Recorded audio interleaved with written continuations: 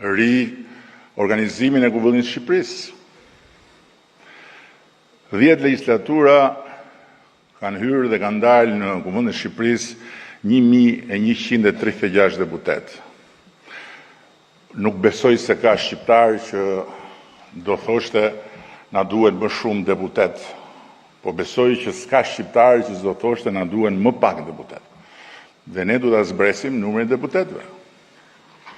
Dhe besoj që për këtë ne jemi vonë, por prap kemi të gjithë kohën e nevojshme që t'i thrasim shqiptarët në referendum.